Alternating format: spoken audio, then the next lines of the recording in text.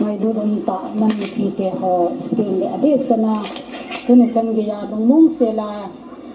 khopi sunga I mu the ne u azi pen from liner so hin stong le so pi u le nau te ko ma tun jong tu chung ai zor ki chi chung chang thu hi neu khat se chi na ka ne no men Kim GS Pale Chief Association Vice Chairman Pa in Khulanga ki man sa na ho chu ai sei hom tan hi chu nung sei kit ta pung ka tin Kim tunia ka sei nung chu a hi le hi chi ahung gin do a pa ai hi thian se la chu ki ho hi khat chai mu ko ndo ke ma ta jing jong cái gì mà đúng mít khát vang cái gì rồi nhưng cả đang cùng mà khai không khát đúng cái gì thì mình hết sức kể yên tin à gì chú hít tập nga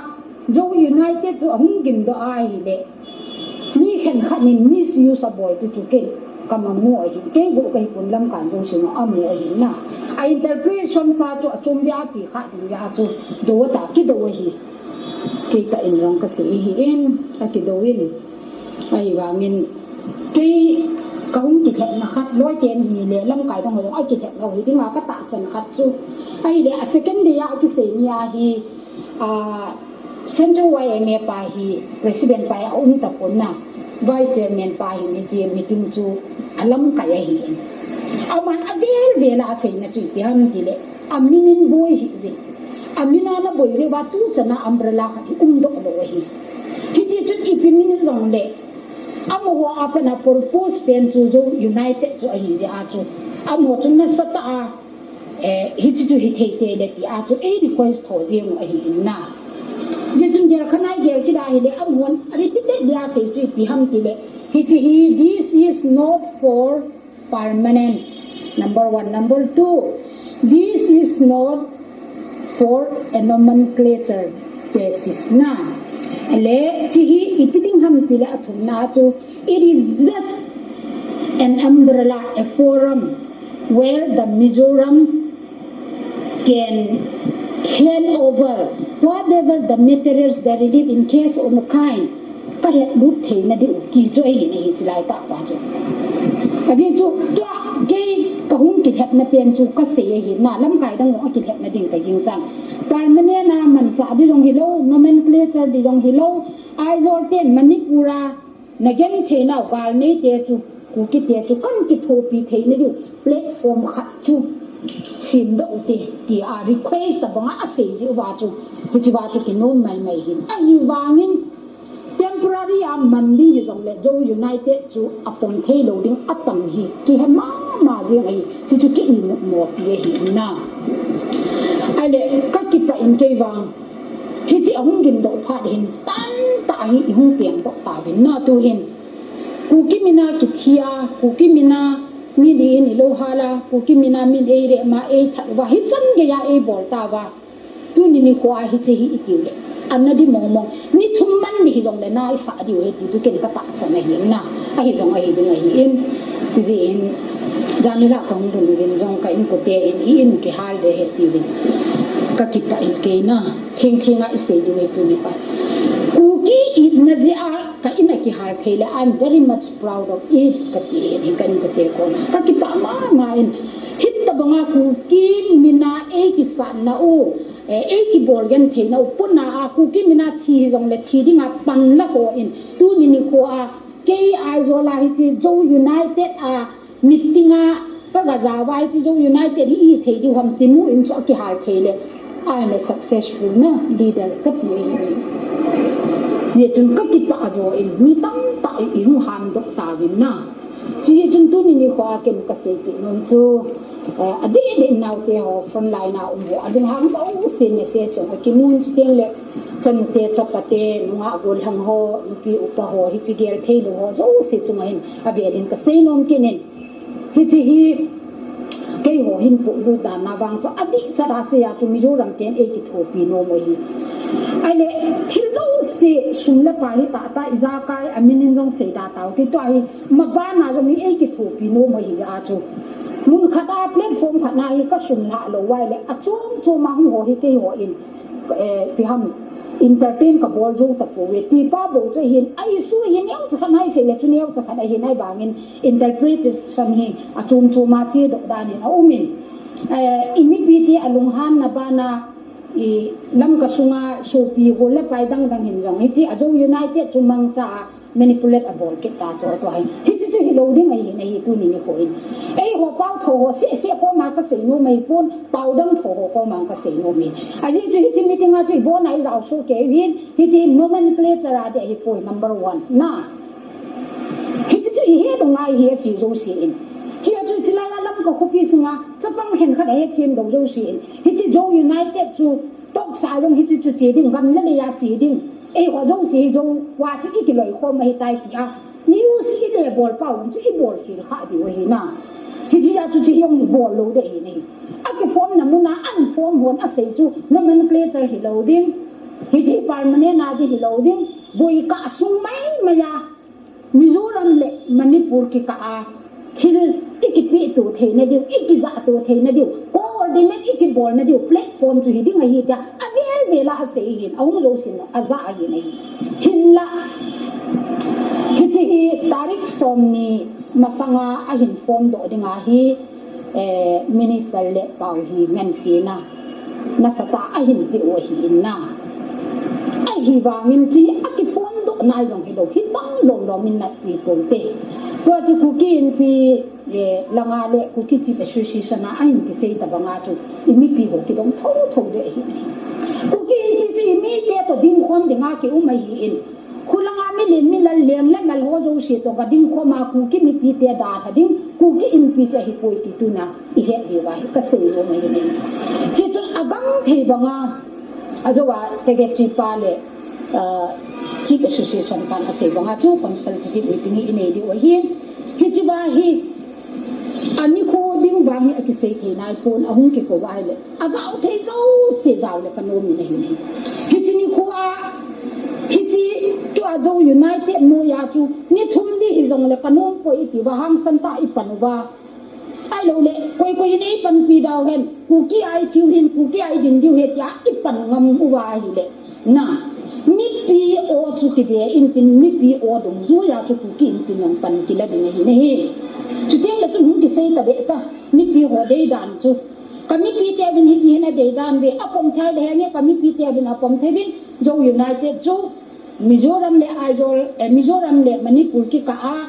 ikipi to na diu iki he to na diu hi le pom tau ti ati le chu okay hi chi form ne nga chu pan hoi ta ki la de hi ku ki in pi Manipuri but it jong tu mi pi te boi sa ko na hi di hi ne hi stem le iki pom thai poi tia hoi ta i pan ga le chi ding la chu ku ki in pi in sei ding ki ne lo di hi di poi sei di ki nei tho tho de hi ku kia ka thiu hin kami pi te anom po win ji chun ku ki mina ka thiu la ka hindi wa hin hi chun ku ki mina nei ki thopi non le okay you are welcome a hi wangin jo united thu in wang ke lo ka no po wi ti tho tho di wa ni ye chun mi pi khu na tho tho ni ku ki in pi chun a de dia ba o e pon ku ki mi pi te di ma chu ku ki in pi chu dinga hin ku ki mi pi apom thei lo na mu na chu ku ki in pi Manipurin pom ding ti mong lo hi mi pi te a hi ku ki in pi Manipurin je chun mi pi te zo sin ne thi mo tin chung le nau te ho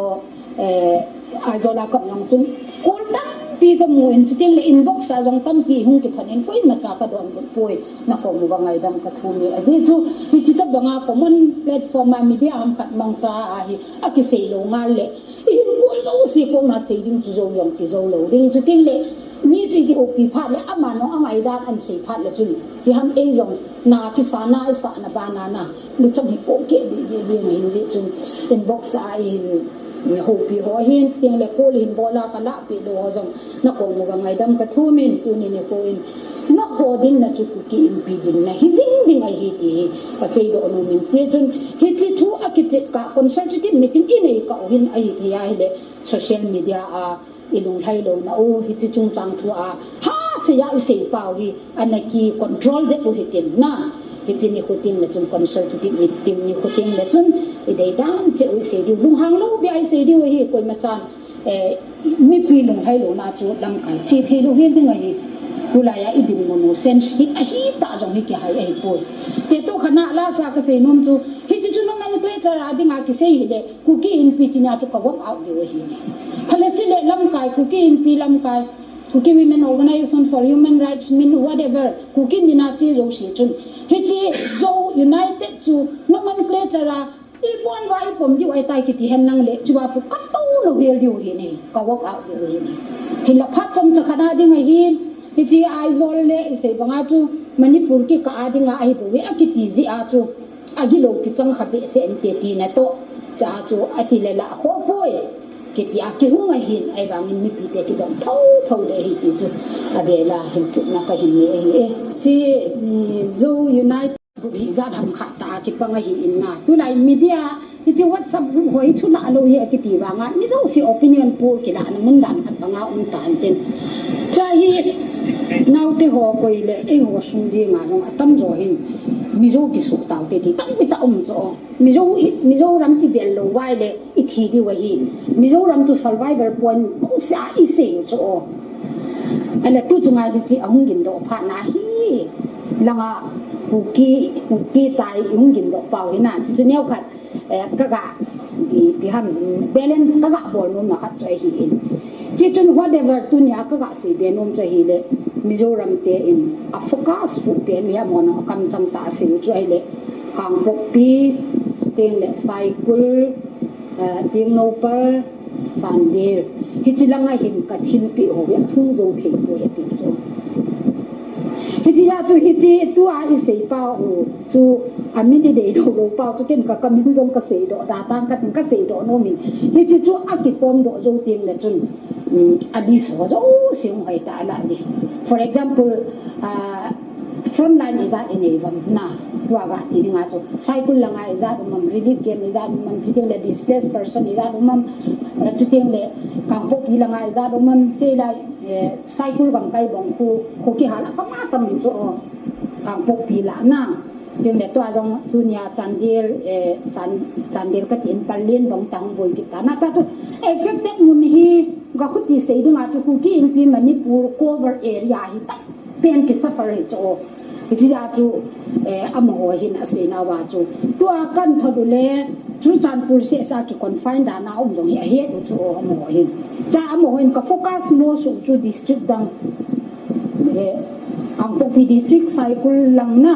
sting la ise bang wa chu ting lo pal lang ona iti lang ho hi ha focus ka focus the na ding de chu iti platform cho poi mo ya ti hin na ano nong cycle lang nong ase yun kay ho in Mizoram ma para I ma cha ka mo kha pu be ti chu ahung ho chu na se na Kangpopi lang nong ai jong ai ma cha ji chu e kom I lam bi ho interconnection hi a ha pha na chu maybe chla chu chanpur to Mizoram chu direct a ki connect pen I hi je wa chung hi ding hi na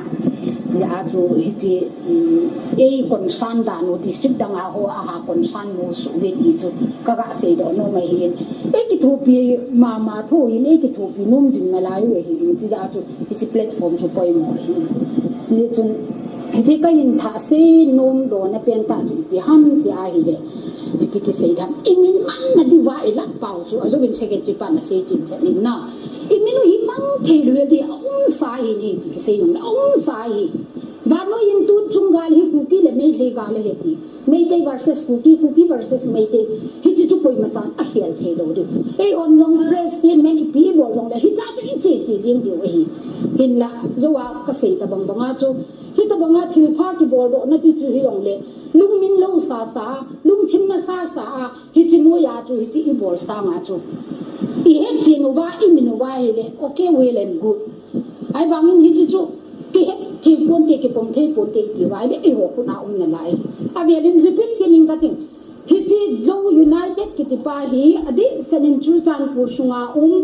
tribe dang ho zo sim jong hi chi meeting a chu I zau su ke hi I mi pi te I thi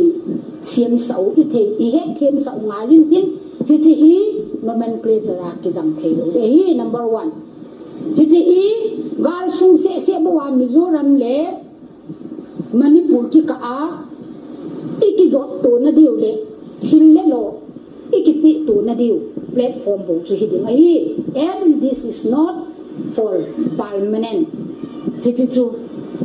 so pidang te ho no e he ba he chi chu zo united a hi ta nai tia I ma lo se zo mina ti ding he tia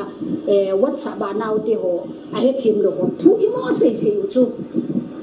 koi la united mala la blast na I nei kha ni I ke den chi hi wa a hian la ka hin sa ti